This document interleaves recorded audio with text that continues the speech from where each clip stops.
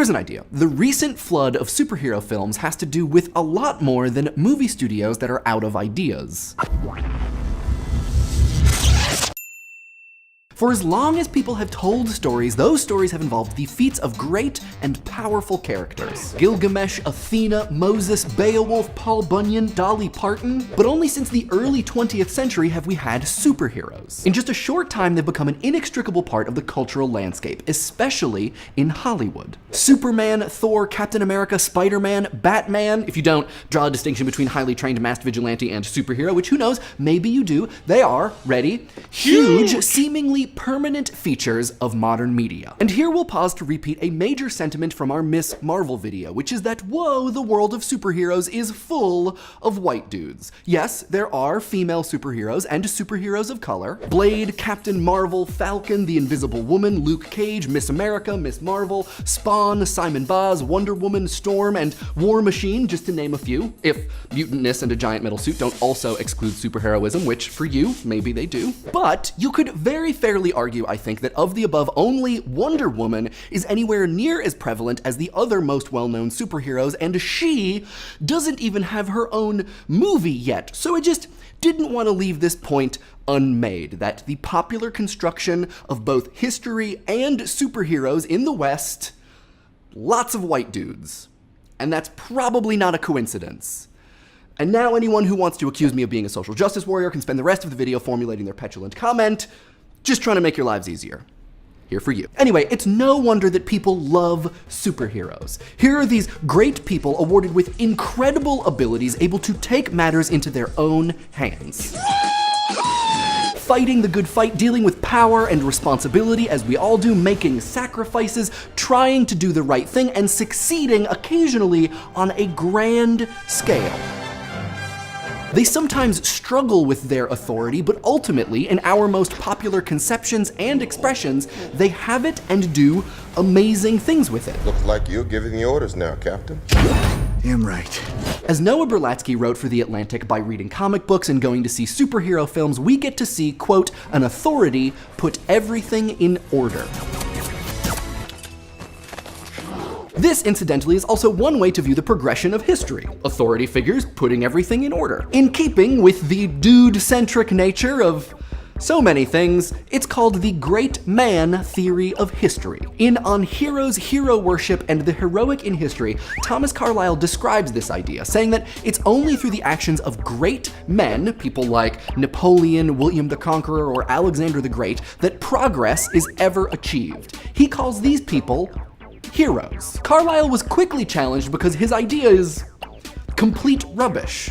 Herbert Spencer rightly pointed out that heroes are the products of so many things: race, class, labor, gender, social and political standing, luck, that it is ridiculous to give them all of the credit for progress. And just on a personal note, a lot of the people that history has deemed heroic were deemed so only because of the number of people that they killed or countries that they invaded, so that also a troubling rubric for heroism. The main idea being that history makes people just as much as people make history. But that doesn't mean that Carlyle's great man theory or great person theory suddenly lost all of its meaning. Our collective love of narrative and our tendency to view history through its lens means that we also tend to privilege the accomplishments of characters or powerful leaders. It's easy to view history as a parade of characters, reconfiguring the world using the power that they've been granted, cultivated, or fought for. Steve Jobs, Joan of Arc, Einstein, Nelson Mandela, Elvis, Marie Curie, Maya Angelou, they all left their own indelible marks on the world. These people changed the world, but that they could change the world means that the world was in need of and able to change. Look at me, I design coastlines. Great people change history, but their presence indicates that science, technology, art, politics, economics are all capable of and have, in fact, changed. And often, as I think all of these people would admit, with the hard work and equal sacrifice of countless people alongside them. Einstein did not single-handedly change science nor Elvis music. Batman will never single-handedly change Gotham nor Superman Metropolis. Which, and maybe this goes without saying, but I'll say it anyway, means that locally concentrated groups of great figures throughout history, Greece in ancient times, Florence during the Renaissance, Paris in the 20s, New York basically whenever, I'm walking here. we're in New York, indicates a pre-existing willing or readiness for change at that time in those places, marked by the attitudes of not just one person, but many. And maybe we ask with a knowing wink and nod if the same is not true for the growing concentration of superheroes. Since X-Men in 2000, there have been an average of 6 superhero films every year. Ricky Anderson ran the numbers and let me know there have been 64 major American superhero films in the last 10 years. That's more superhero films than the 26 years previous to that. So, an uptick, you could say, or you could just look at this infographic that Doug Dooling sent me. It's pretty ace. Now, it's easy to see all of this as some kind of adventure in late capitalism. Movie studios are lazy, out of ideas, or both, and so they recycle all of the stuff that already has a following and hope that it doesn't tank too hard. And maybe that's exactly right, but maybe, like all great figures and concentrations of great figures, this says something about our moment in history. A culture's myths always indicate what they hope and fear, and if superheroes aren't our myths, I don't know what is.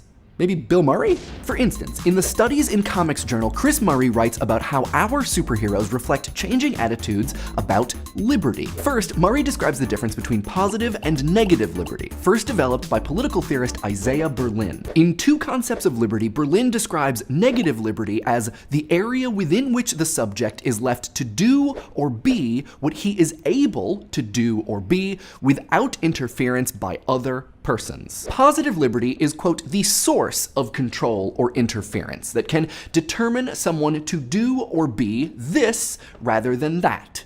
It, quote, comes to light if we try to answer the question, by whom am I ruled? Murray writes that superheroes used to be, quote, champions of the oppressed. They were expressions of positive liberty. They were all of the good parts of Carlyle's great men. But after the start of World War II, they started to change. The superhero, he writes, went from being an icon of positive liberty, reflecting the frontier myth and rebellious spirit that marked American political thinking, to a policeman for negative liberty, suspicious of difference or change and fundamentally invested in the maintenance of the status quo. Where their powers once meant that superheroes were free from societal conventions and could act as revolutionaries, their powers would eventually be used to reinforce those conventions, especially as they were written during American war times. Our blockbuster superheroes specifically seem to exhibit both liberties. They are authorities, but they also question the effectiveness of authority. Sometimes they question the effectiveness of their own authority. I'm just not the hero type. Clearly. They sometimes fight the status quo in their world, like in V for Vendetta, Batman Begins, or Days of Future Past, if you consider those characters superheroes, and they sometimes fight the status quo in our world, as is the case with Michael B. Jordan being cast as the Human Torch. But mostly they seem content to maintain or simply ignore it, swooping in to eradicate some sudden external threat and then returning to their superhero perches until they're needed again, or are themselves somehow threatened. What all this says about us and our time, probably a lot.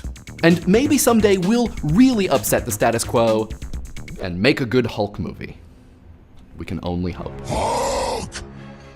Smash! What do you guys think? What does the current resurgence of superhero films say about our moment in history, related to liberty or otherwise? Let us know in the comments, and I'm sorry, but it would be super if you subscribed. Let's see what you guys had to say about IKEA? I don't know, it just sounds so weird to me. IKEA. Let's also see what you had to say about IKEA. First, and of course foremost, I had an amazing time last week at the Phoenix Comic-Con. Thanks to everybody who came up and said hi, who I met, who came to the panels that I sat on. It was awesome to meet you. I had a great time. It was my first Comic-Con. Y'all are so nice. Everybody was just so nice, and Phoenix was cool. I had a great time. The end. Mei Mei Ling Ling says that Marks would have loved the episode because IKEA furniture allows people to work on something from start to finish, something that industrialization took away from the worker. And I don't know, that means you have to look at start as picking something off the shelf and finish as building it in your living room. But I will say he probably would appreciate the creativity of IKEA. He said that capitalism is a very creative system, and IKEA has effectively figured out how to make its customers work for them. So, very creative. Good problem solving, IKEA. In Mate of Death and a bunch of other people asked about my pronouncement that you must respect all ideas, even the ones that are stupid and dangerous, and challenged it, and rightfully so. Thank you for challenging. Am I Robin 22 actually writes something remarkably close to how I feel, that the respect of an idea has to be independent of your agreement or emotional reaction to it, and that getting those ideas to change, especially the ones that you don't like, respect is the first step towards changing them. You respect some ideas the way that you respect your parents, but you respect other ideas the way that you respect weapons. They are dangerous things that are deserving of your respect because of the danger and the harm that they can do. So applying this to things that Ian Petrie brings up, these are things that are wrong, but I think disregarding them can be just as dangerous as allowing them to happen. And I think that that is what I mean by respect. I will agree that maybe my use of dogmatism was unnuanced or unsubstantiated, so fair criticism there. And that being said, Thomas Stolson writes a really good kind of meditation on the idea of dogmatism. You should check it out. Thanks for writing this, Thomas. David Salazar brings up the famous example of the one egg you need to add to Betty Crocker cake mix to make people feel as though they have a competence. This is one of my favorite things. They could make the Betty Crocker cake mix so that you didn't have to add an egg, but it didn't sell as well, I think is the story, and because people felt like it was too easy. I only say that anecdotally. I've never actually looked that up, but I'm gonna keep telling that story because I like it. Jacob Bob 1 applies theories of alienation and social stratification to the IKEA instruction manuals that come with your furniture. It's very funny. Nice work, Jacob Bob 1. Jenny Burger 07 has some stern words of criticism for the IKEA effect paper and says that the overall human condition is affected by IKEA's constant suggestion that we just need more IKEA. More IKEA. Now that I'm thinking about it, I think I need more IKEA. Logical Fallacies provides a breakdown of all of the ways the human condition is sated in IKEA using Maslow's hierarchy of need. This is a very good comment. A link to this and all of the others in the doobly-doo. And finally, this is a thing that happened.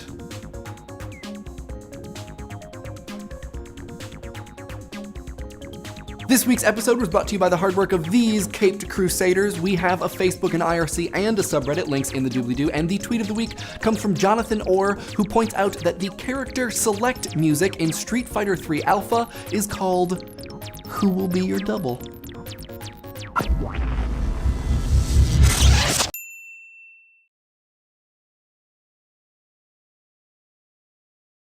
And for this week's record swap, we will be replacing Arcade Fire with Wendy Carlos's Sonic Seasonings.